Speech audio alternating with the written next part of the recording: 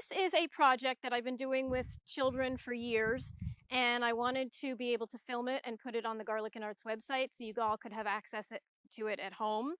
I'm going to first read a list of the things that you probably should have to do this project. This is an actual weaving project, and it's weaving on cardboard, and it's best for students to do who are just learning how to weave. It's easy, it's fast, you can do it with things that you find at your house, and so you don't have to worry about having any special equipment for it. The thing you're going to need the most of is yarn. So that's, if you have a lot of yarn, that's good. If not, you can go buy some, you can order it online. There's a lot of places to get yarn. Otherwise, you're going to need a mat knife, and we use the mat knife to cut the cardboard to the right size. So we want to make sure we have the right size cardboard. And you can cut up any kind of cardboard. I use the corrugated cardboard because it's stiffer and it's more firm and it holds its shape better. And when you're cutting with a mat knife, you just want to make really sure it's very sharp. You want to make sure that you're cutting on something you don't care about, like a plastic table like this, I don't care about, or on the ground. You want to make sure that your grown-ups know you're doing the cutting, or your grown-ups are doing the cutting for you, and that it's okay to cut on the surface that you're cutting on. Don't cut on a rug, it will wreck the rug. And what you want to do is you just want to cut your cardboard to the right size for your loom. Now I'm going to put together a smaller loom for us, but I'm going to show you. So that worked really well. So this is a good size for a loom also. If you're a little bit of an older child, you know, fourth and fifth grade, maybe sixth grade, who wants to do more of a bigger weaving, this is also good. It's a little fatter, so you would have more strings across. So again, if it's an older student or an older child, you can do something like this. If it's a younger student, first, second, third grade, somewhere in there, this is probably a really good size to start with because it's ambitious, but not overly ambitious, and they won't get tired by the time they get to the end. So ultimately, it's going to end up looking like this. And I'm going to show you how to achieve that look. What we're going to first do is we're going to make sure we hold our cardboard like this. For this particular model, I'm going to fold these back. Eventually, they're going to help us hold the loom and make it straight. So I'm going to keep those on. For a different piece, for instance, if you use something like this, you would just be making the slits on the top and on the bottom, and you wouldn't have a piece to fold back. So the next thing we're going to need is, and always close your mat knife so it doesn't cut anybody. You're going to need a ruler. It can be any kind of ruler. I have, you know, my kid's ex ruler from his growing up, and I also have another old ruler, an antique ruler that I love. And what we want to do is we want to make some slits. So the slits are going to hold our string and our yarn. So as we stretch the string and yarn this way. So we want our slits to be sort of even distance apart. And usually I kind of eyeball it, but I've been doing this for a long time. So I went back and measured. And what I've got here is I actually measured, and it's, if I'm going with the centimeter side of my ruler, it's a centimeter apart. So I'm looking at a centimeter apart, and you don't want your slits too close to the edge either, because otherwise they'll fold out. So what we're going to do, and hopefully we have a marker, what we're going to do is we're going to sort of measure on either end, and we're just going to draw lines that are a centimeter apart. And you want to draw your lines straight down, because then you're going to go and you're going to cut on them. And those are going to be your slits for stringing your loom.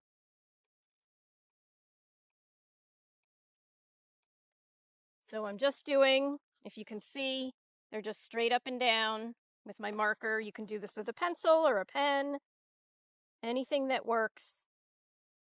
And you want to make sure you make the same amount on either side, so it's an even amount. Sometimes you have to add an extra one just to get the stringing right, but usually you just want to start with the same amount on either side. And that's all you're going to need your marker for. When we go to make the slits, we want to make sure that the slits are not too deep. We want them deep enough to hold on to the thread as we thread the loom, but not so deep that we cut into the cardboard too much and rip it. So we're just going to kind of use this middle portion of our scissors and just kind of go like that. It's a very slight motion. We're not using the whole thing and closing it down. We're just kind of folding it a little bit, cutting it a little bit. So what we're going to do is we're going to cut on our lines. And again, we don't want it to be too deep. We want it deep enough, so like the teeth of a comb, but not a deep comb, a very shallow comb, because they're going to be holding onto the thread as we string the loom. And we're just going to go by and cut them all. Again, if you're not good with scissors, ask somebody who's a little older than you to help you. Sometimes it's hard to cut into cardboard. Again, the goal is to do this with things that you have at your house. So now we have our slits cut on the top and our slits cut on the bottom. And what we're going to do is we're going to pick some of the yarn that we like. And we want the yarn to be relatively strong. So if you pull on it like that and it doesn't break, that's a good strength for the yarn. So we want to make sure we do that. And what we're going to do is we're going to string our loom. We want to start by putting the yarn through that first slit, and we're going to sort of angle it back. And this is where we use our tape.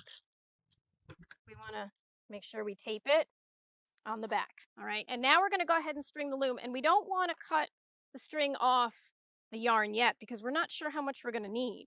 So we're going to keep it attached, and we're going to pull kind of tight, but not so tight that we make the cardboard bend.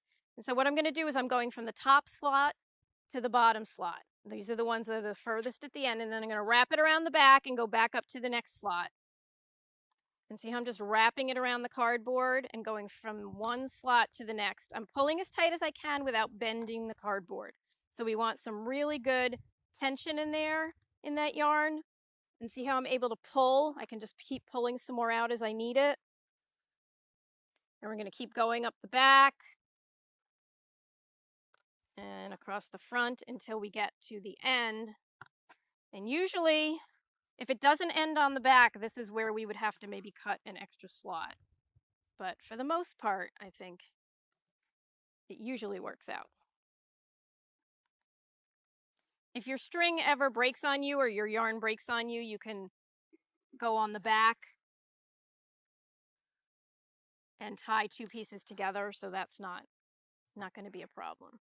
All right, so now I've come all the way to the end of stringing my loom, and they're pretty evenly spaced apart, which is what you want it to look like.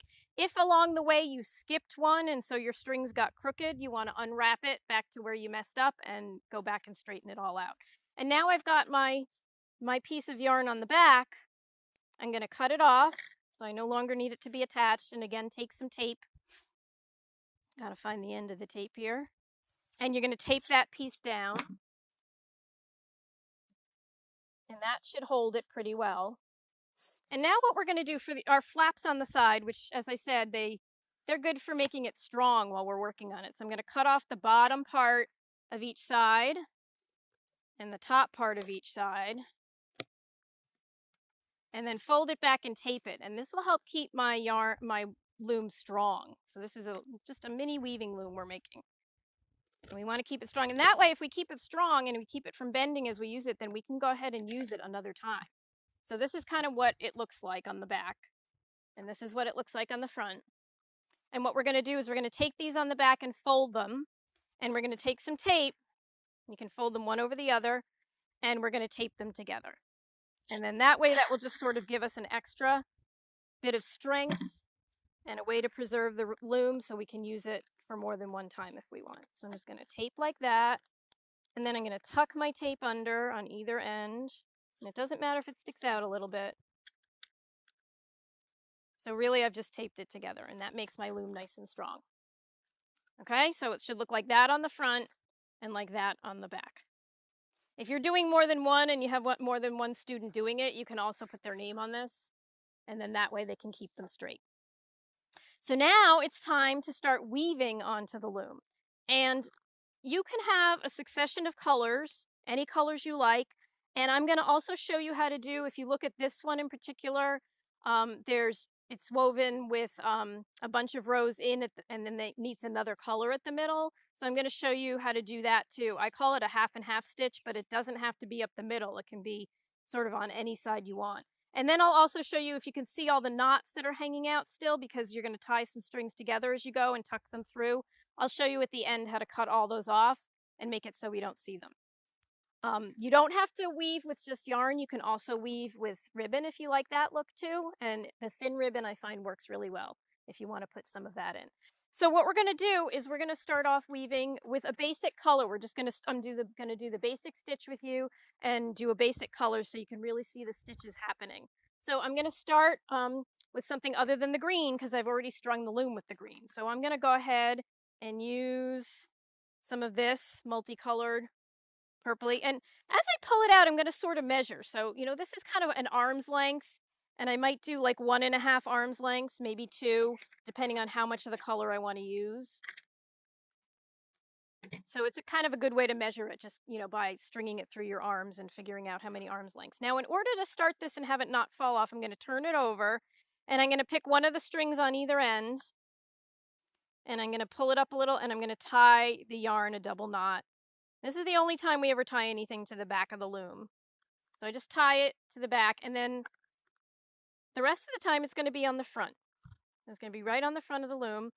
And the basics for weaving is over, under, over, under, over, under. That's what you want to say to yourself as you're going through weaving. So what you're going to do is you're going to go over the first string and you're going to go put your yarn under the second string and then over the next one and then under the next one and over the next one and under the next one. So you're basically going over, under, over, under, over, under. So what happens is that's your pattern. You're doing over, under, over, under, over, under. So every other string. All right, and then what you're going to do is you're going to pull it through. You want to pull it all the way through. And since it's tied on the back, it's going to stay that way. And then you need to push it down. Now, I have some nails I can use to push it down. You can just use the tips of your fingers. Some people use a fork. So the trick to that is that you need to look and see, okay, my purple string went over my green string at this end. And now I'm going to turn and go back through to the other side. So I have to have my string do the opposite thing. So if my purple string is going over my green string on this last line, then my purple string needs to go under the green string and then over the next one. So this way it's going under, over, under, over, under, over on the way back, because we always want to make sure that we've locked our string in. So basically, by doing the opposite, we've locked it in. So see that I can pull it, and if I pull it tight, it's just going to pull that green string in. It's not going to come out. So that means we made it nice and tight. Again, we're going to push it down, and we're going to keep going like this. You're just going to keep doing this till you use your string up. The most important thing to remember is that if you pull the yarn too tight on either end, these pieces are going to start to go in like that, and we don't want that to happen. We want it to stay as straight as possible. So every time you pull the yarn through, you want to make sure you leave a little loop at that end. So again, I'm going to take a look at my purple string, and on this end, it's going under the green string as I ended it. So now it has to do the opposite, the same as the row before. It has to go over. So now this one is going to go over, under, over, under. And this is not always the case. It doesn't always do the exact opposite. Depends on how many numbers of strings you have. And then we're going to pull it through all the way to the other side. And again, I don't want to pull too tight. So see, if I pull too tight, I get this to pull in. I'm going to loosen that back up a little bit and push it down and make sure that it's pretty even coming all the way through. And that's just how it works. So again, my purple string is over the green string. So when I turn around to go back, I'm going to go under. So it's under, over, all the way through. Now, if you have a needle at home that has a nice wide eye hole and you can use it to hold on to the yarn, that might be helpful too. If you get tired of going in and out with just your fingers, some people like to use needles. I don't happen to have one. Oops, now I've made a mistake. So what I did was I skipped 2, and that's not good. So I'm going to undo it, and I'm going to go back and I'm going to fix that mistake before I keep going. If you catch some mistakes you made and it's later and you can't go back and fix them, that's okay too. As long as we keep weaving row after row and weave it relatively tightly, it should all stay together, especially when we take it off. All right, and I'm going to do one more row. So this one ended under the green string, so now I'm going to go over. So it's over, under, and remember, you're doing every other string, so you kind of have to pay attention to what you're doing, but after you get good at it, you can kind of do it while, you're watching a movie or getting a suntan or whatever it is you want to do. All right, so now I've got going. You can see what it looks like. There's a good number of strings there built up. And you're starting to see the different colors in the yarn, which is kind of nice, and you're also starting to see a pattern. So with this one, I did a couple of just straight across weavings before I started any patterns. So what I'm going to do for this one is I'm going to do 2 more rows, and then I'm going to show you how to do a pattern where you only have to do some of the strings with one color, and then you're going to do some of the strings with another color. And the fun thing about that is you can mix two of your favorite colors together, or you can call them an accent color. You could have a solid color and then um, a color that has some really cool colors in it, or you can have a white and a black, or you can have two colors that really go well together, and that can really help with your pattern. So I'm going to start doing this, and I want to make sure that I don't pull too tight on either end, so I'm keeping the loop kind of loose, not too loose, but loose enough, and I don't want to pull too tight on either end. So what I'm going to do is I'm going to start to transform this into two different strings being woven at the same time, and then we'll get our two colors. So what I'm going to do is I'm going to kind of count my strings, and for now I'm going to do half of it. I'm going to just cut this in half. So 1, 2, 3, 4, 5, 6, 7, 8, 9, 10, 11, 12. So I have 13 strings. So clearly you can't cut that in half very easily. What I'm going to do is I'm going to call 7, the seventh string, my middle string. And that's going to be my turnaround string. So what I'm going to do is I'm going to continue to weave it the normal way. So under, over, under, over, under, over, and it's 1, 2, 3, 4, 5, 6. And this is my seventh string, which I'm going under. And I'm going to stop there, and I'm just going to pull it all the way through.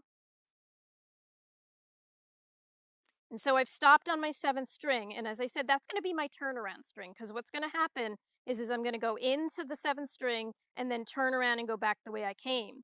Now, it's going under, the purple string is going under the green string, so when I turn around, I'm going to go over that same green string and then weave my way back towards the outside. Okay, so now I've just done half of the row with that color. And so what I want to do is look around for a color that I think is cool, and I'm going to try, I like this multicolored one. Actually, I'm going to try something a little more solid. So I'll go for this. So again, 1 arm's length and maybe like a half. And what I'm going to do is I'm going to start this one on the other side. So this string is going to come in from the other side. And again, my purple string or pinkish color string is going over the green string on this side. So I'm going to make it go under. So it's going to go under, over, under, over, under, over, and then it's going to go under that same seventh string in the middle. And I'm going to pull it all the way through. And now I don't have this tied onto the back, so I just have to make sure I leave a little sort of a tail there so it doesn't unravel. And then now I've gone, see how I've gone, my purple string and my blue string are both on that middle green string, and that's my turnaround string. So now I'm going to turn around and go back.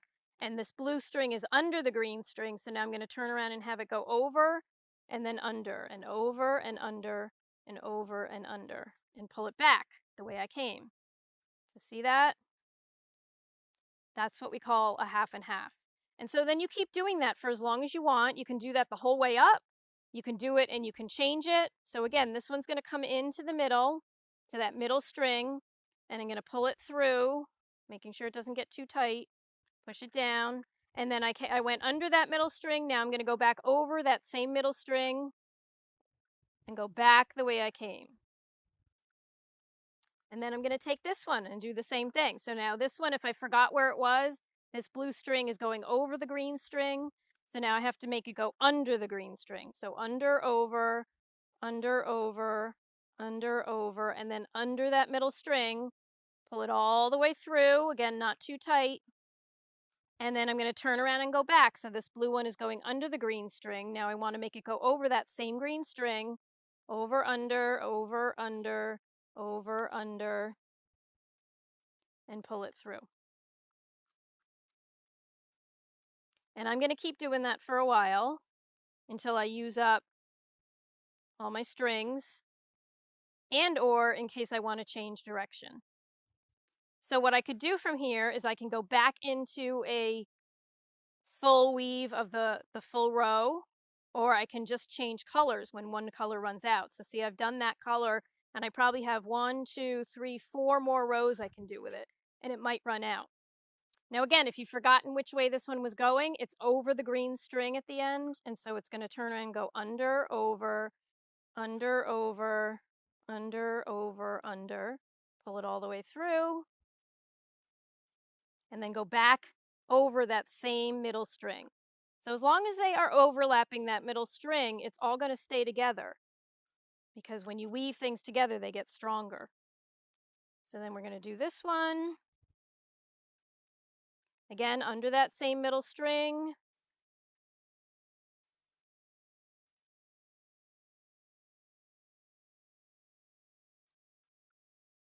And then this one will meet it in the middle. And then we'll do one more, and then I'll show you how to go back to a full row of weaving with the blue one. So again, I've gone under that middle string. I'm going to go back over it.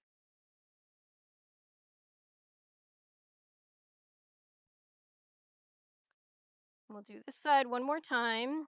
So into that same middle string, I've gone under it. Now I'm going to go back over it and go back the way I came.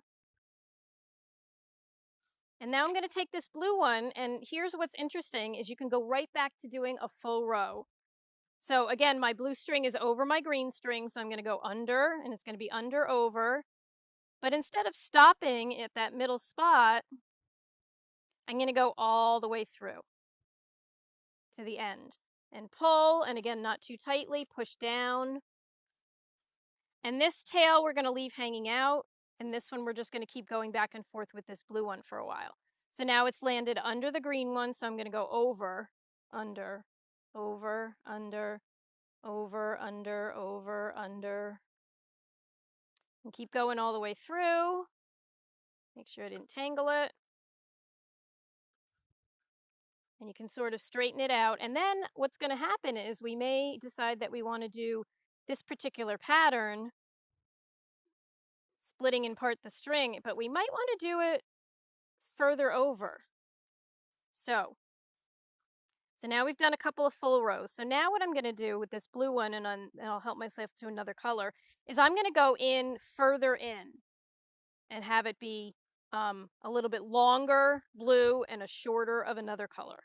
And so you can do this half and half, and you can kind of meet anywhere. So instead of that 7th string being our turnaround string, I'm going to make the 9th string be our turnaround string. And for now, the blue is going over that turnaround string right here. And now I'm going to turn it around and make it go under.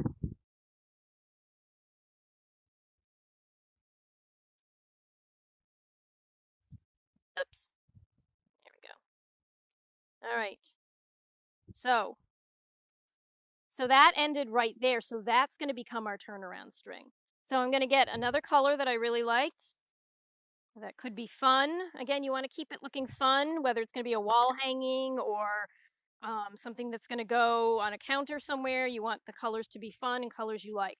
So now I'm going to start this one on this side again, just like I did with the blue, and I'm going to leave a tail hanging out. And if we really look at this one down here, this blue string down here, we can see that the last string was going under the green.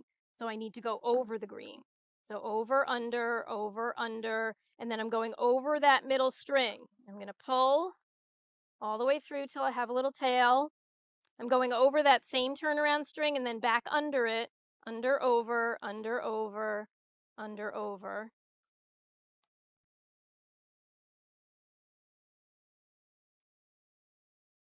And then I'm going to go back into the middle, whoops, with this blue one.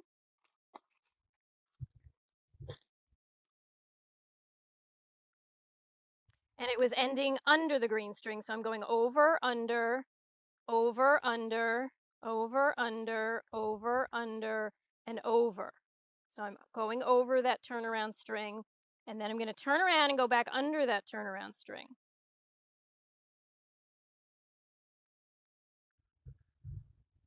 And at this point, I have this little tail hanging out from the blue one, but I probably don't have enough to do another row. And so I'll show you what to do in order to keep that pattern going with a new string. Meanwhile, I'm going to come in and do this row again. And again, if you can see, it's going under the green. So I'm going to go over, under, over, under, over, pull it all the way through. So it's going over that middle turnaround string. And then we're going to go back under that middle turnaround string.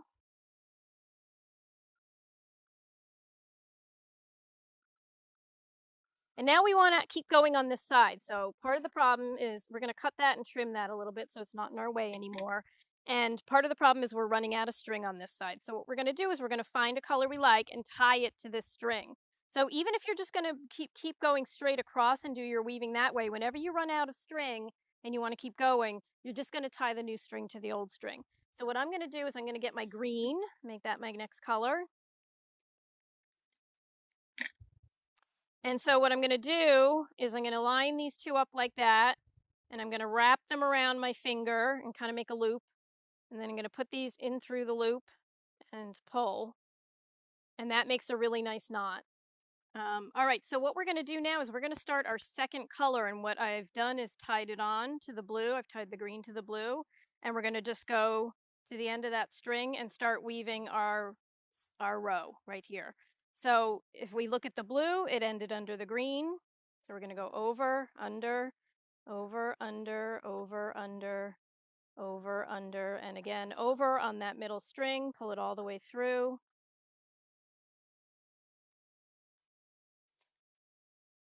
And now with this knot that's in the middle, we're not going to worry about it because I will show you at the end that we're just going to cut off all the knots. So we're not going to worry about that knot sticking out. So now we're over our turnaround string. We're going to go back under, over, under, go back to where we started. And we would just keep doing this until one of them runs out or until we decide we want to go back to a full row of weaving instead of our half and half. And then we go back to this side. And we just keep doing that until we decide that we are done. So those are the two biggest patterns that I wanted to show you. When you decide you're done with the half and half, you're just going to go back to the full row of weaving. So you just go back to doing all the way across.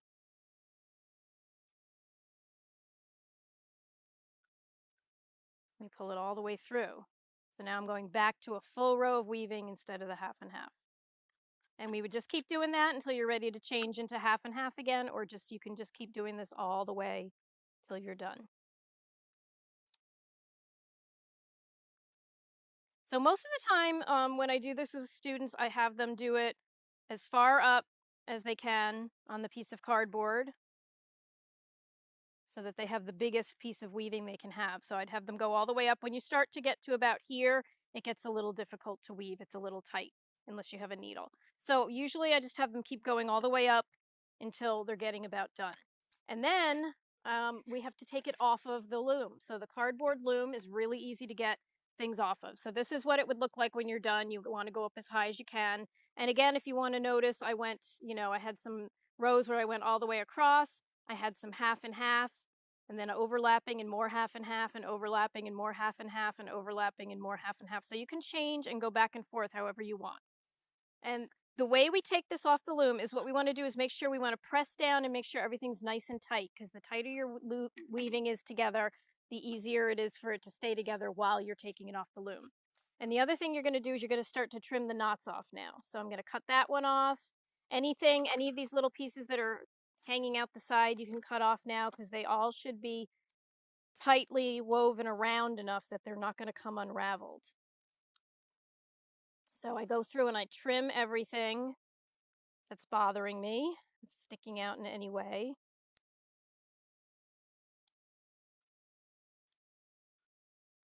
And get all that extra stuff off. I usually leave this top one on, kind of hanging down, so that when I go and take everything off the loom, I have something to tie it to if I need to, and I'll explain that later. And then the one thing you want to remember to do is you want to remember to cut that back piece off, like that. So now you can see that I've taken all the knots off. I've cut off all the pieces that were hanging off on the side. And now what I'm going to do is I'm going to take my tape off of this back support piece if I can. If not, I'm just going to cut it. I'm going to take the tape off and open this up because I need to get to these strings that are on the back. And so what I'm going to do is I'm going to just cut up the middle. So I'm going to cut the middle of these strings. And I'm going to go to the bottom first, and I'm going to pull them out. And again, I have 13 strings, so it's going to be a little uneven, but what we're going to do is we're going to tie every 2 strings together in a double knot. So tie in a double knot, tight enough to keep this from unraveling, but not too tight so that you scrunch it up. So you're just going to tie every 2 strings together in a double knot. And this gives you the fringe on the top and the bottom, and it keeps everything from unraveling. So I try to go through every couple, take them out of the cardboard, tie another double knot, and then that way it won't unravel on you. You can take it all out at the same time, but sometimes it can unravel.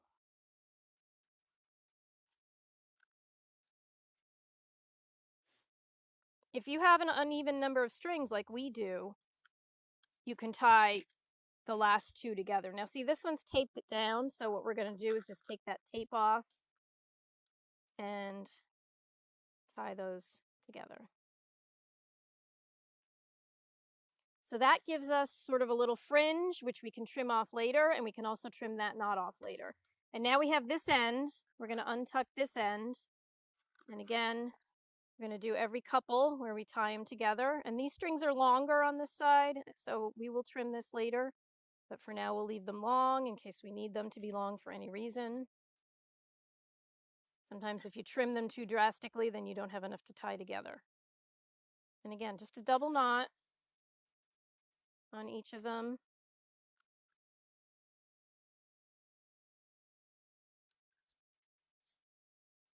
And the ones that are under the tape, you're just going to kind of pull out from the tape.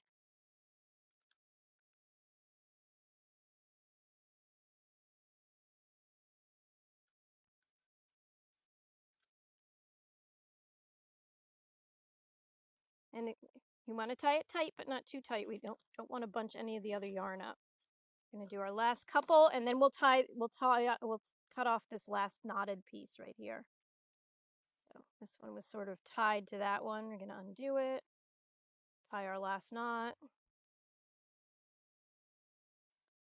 And now we're going to cut this little knotted piece off, and anything else that's on the back or any other knots that are sort of in our way. I'm going to cut this knotted piece off too. And now what we have is a long fringe down here and a shorter fringe up here. So again, you know, depending on what your personal preference is, you can keep your fringe long or keep it shorter. If you have any knots in it, you definitely want to trim those off. I tend to trim to about that length. That's the length I like. I don't know why. I just do. And then I turn it over and I try and trim it a little bit shorter on the other side if I want. And then that is your final product. So that's what it looks like. It did curve in a little bit on the sides where I pulled in some cases, but for the most part, it's nice. And both sides should look pretty much the same. So it doesn't matter which side you use. You can hang it on the wall. You can do something with it. You could put it under, you know, your favorite vase or on your table or whatever you want to do with it. You can also make a number of these and sew them together and make a little bag out of them. And there's a lot of things you can do with them. If you actually got a proper loom, on a proper loom, you would do kind of the same thing, but you could make it much longer. So you could make things like scarves. If you decide that you've kind of gotten good at this and you like the whole cardboard method, but you want something a little bit bigger, at that point you could try some frame weaving. So you would take something like, this is just a painting canvas that I got at Dick Blick. And you could hammer some nails here with a head on the top, evenly distanced apart, and the same thing here. And then you would stretch your string kind of like this, and you would have a frame to weave on. And you could do the same exact stitch. It would just be bigger. And when you go to take it off, you'd want to make sure that you take your nails off first and then cut each string and tie it together. So, and that's it. Thank you for watching and good luck. And if you need to watch the tape again, watch it again just so you know what the directions are. Okay, have fun. Bye.